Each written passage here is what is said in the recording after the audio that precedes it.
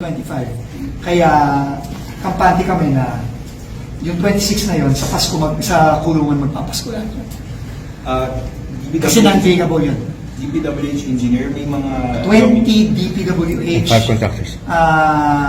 Personnel and 5 contractors including Sara Discaya. lawmakers. Again, no, alam niyo naman yung mga personalities na pinayagan ng kaso. No, yung first case, walang lawmaker doon. 20 DPWH personnel and 5 contractors.